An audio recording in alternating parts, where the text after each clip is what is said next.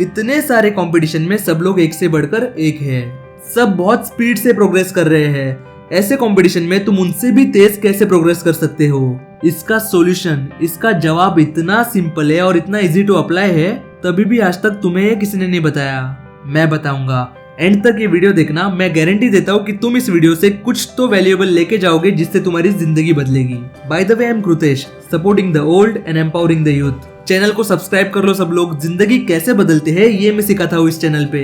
एक स्टोरी से शुरुआत करते हैं। एक बार दो दोस्त थे, रॉन और जॉन। उन्होंने डिसाइड किया कि वो लोग ट्रेकिंग पे जाएंगे। ये रहा पहाड़। अब इन दोनों को इस पहाड़ के टॉप पे पहुंचना है। अब इस पहाड़ के टॉप पे पहुंचने के लिए 4 रास्ते हैं। तो अपना जो रॉन है उसने अपने एक्सपीरियंस से और अपने नॉलेज से एक रास्ता सिलेक्ट किया, और जो जॉन है उसने अपने एक्सपीरियंस से एक रास्ता सिलेक्ट किया। जॉन थोड़ा सा लॉटरी टिकट टाइप का आदमी है, शॉर्टकट ढूंढता है हर एक चीज में। तो जॉन ने डिसाइड किया कि वो रॉन के साथ नहीं जाएगा। जॉन ने अपने हिसाब से जो इजी रास्ता था वो सिलेक्ट किया। अब दोनों ने ट्रैक शुरू कर दी। आधे रास्ते पहुंचते पहुंचते उनके रास्ते में बाधा आनी शुरू हो गई, डिफिकल्टीज। रॉन ने डिसाइड किया कि जो कुछ भी डिफिकल्टीज आए वो अपना रास्ता चेंज नहीं करेगा, वो सारी मुश्किलें सॉल्व करेगा और टॉप तक पहुंचेगा। पर जॉन, जैसे ही रास्ते पे पहली डिफिकल्टी आई, जॉन ने बोला, भाई साहब ये रास्ता तो काफी डिफिकल्ट है, एक काम करता हूँ मैं दूसरा रास्ता ले लेता हूँ। पर अब वो दूसरा रास्ता यही से तो ले नहीं सकता, तो उसको नीचे उतरना पड़ेगा और वापस दूसरा रास्ता जीरो से स्टार्ट करना पड़ेगा। हाँ, रॉन का भी थोड़ा सा टाइम गया उस डिफिकल्टी को सॉल्व करने में, पर रॉन को वापस जीरो से स्टार्ट नहीं करना, वो वहीं से आगे कंटिन्यू करेगा। अब जॉन का मजा देखना। उसको पता है कि 4 रास्ते हैं ऊपर जाने के, और हर एक बार जब भी उसके रास्ते में डिफिकल्टी आती है तभी वो दूसरा रास्ता सिलेक्ट करता है। अब तुम लोग जवाब दो, क्या लगता है सबसे पहले टॉप पे कौन पहुंचेगा, रॉन या जॉन? ऑब्वियसली रॉन पहुंचेगा। एक्चुअली अगर तुम थोड़े से अवेयर हो तो तुम्हें पहले ही पता चल गया था कि रॉन सबसे पहले ऊपर पहुंचेगा टॉप पे, क्योंकि जॉन के एटीट्यूड में पहले ही प्रॉब्लम दिख गया था। वो आसान रास्ता ढूंढ रहा था। आसान रास्ता ढूंढने में प्रॉब्लम नहीं है, वो स्मार्ट वर्क है, पर आसान रास्ता ढूंढने के पीछे के एटीट्यूड में प्रॉब्लम है। ये पहले ही बता देता है कि जैसे ही मुश्किल सामने आएगी तुम भाग जाओगे। आज के टाइम पे 99% को बीट करके टॉप 1% में आना है तो बहुत आसान है, क्योंकि कंपटीशन है ही नहीं। 99% लोग जॉन हैं, और तुम भी अभी उस 99% में ही आते हो, जिनको जिंदगी जैसे ही 2-4 चमाट मारे तुम रास्ता बदलने का सोचने लगते हो। और तुम्हें पता है रॉन कौन है? कुछ फोटोज दिखाता हूँ, ये सब लोग रॉन्स है, जो रास्ते चेंज नहीं करते। भले कितनी ही मुश्किल क्यों ना आए, वो सॉल्यूशन निकाल ही लेते हैं। अरे भाई, पर इलॉन मस्क तो 10 अलग बिजनेस चला रहा है। नहीं, पीछे जाओ। वो अभी क्या कर रहा है वो मत देखो, उसने शुरू कहाँ से किया था वो देखो। पहले रीडिंग करता था तो सिर्फ रीडिंग करता था, पूरी लाइब्रेरी की बुक्स खत्म कर दिए, फिर एक गेम बनाया वो बेच दिया, फिर x.com, जिसको आज पेपैल बोलते हैं। उसमें से जो पैसा आया वो स्पेसएक्स, टेस्ला और सोलर सिटी में लगाया।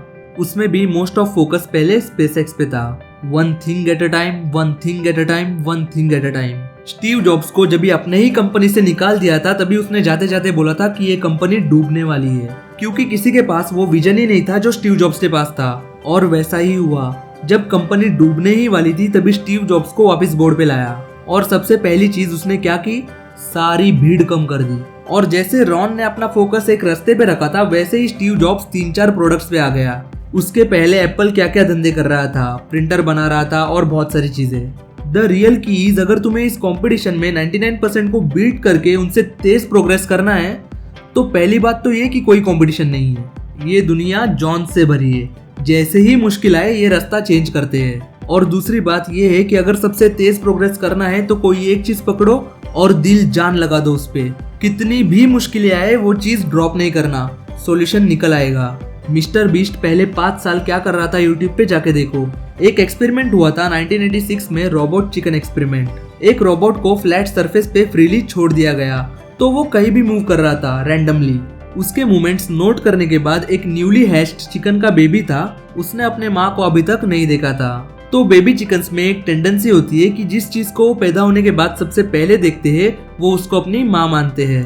तो इस न्यूबॉर्न चिकन के बेबी ने सबसे पहले रोबोट को देखा और इसे अपनी माँ समझा।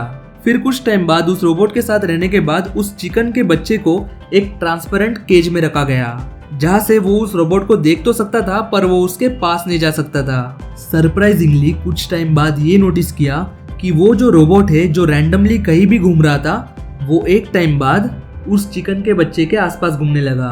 उस रोबोट में ऐसा कोई फंक्शन नहीं था। ये पावर है एक छोटे से चिकन के बच्चे के ब्रेन की, इमोशंस की। सोचो अगर इतनी पावर एक छोटे से चिकन के बच्चे में हो सकती है कि वो नॉन लिविंग रोबोट को कंट्रोल करे, तो हम ह्यूमंस, हमारा ब्रेन इतना इवॉल्व हुआ है, हम क्या पावर कैरी कर रहे होंगे। आज के टाइम पे लोग रील या फिर शॉर्ट स्क्रॉल करना शुरू करते हैं तो दिन का 1-2 घंटा निकल जाता है, और बचे हुए टाइम में भी वो कौन सा प्रोडक्टिव काम कर रहे हैं। तुम ही आंसर करो, ऐसे डिस्ट्रैक्टेड और सॉफ्ट जनरेशन में सबसे फास्ट प्रोग्रेस करना और टॉप 1% में आना क्या इतना मुश्किल है? सिर्फ एक चीज करनी है, सब नॉलेज पब्लिकली अवेलेबल है। इतने से 5 मिनट के वीडियो में मैं आके इतनी वैल्यूएबल चीज बता रहा हूँ, फिर भी मुझे पता है कि तुम में से 99% लोग ये फॉलो नहीं करने वाले। रॉन बनो, सिर्फ एक रास्ता पकड़ो और जितनी भी मुश्किल आए उस रास्ते पे बने रहना। खुद पे ये कंडीशन डालो, या तो मैं जीतूंगा या तो मरूंगा।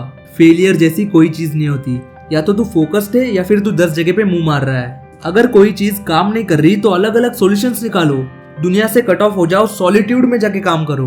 बस एक चीज के पीछे तू 6 महीना कंसिस्टेंटली काम कर ले, तू खुद देखेगा कितनों को पीछे छोड़ा है तूने। आज हक से बोल रहा हूँ, अगर जिंदगी बदलना चाहते हो तो चैनल को सब्सक्राइब करो और 2 खास दोस्तों के साथ शेयर करो। सारे भाई मिलके ग्रो करेंगे। जय भैरवी देवी, हर हर महादेव।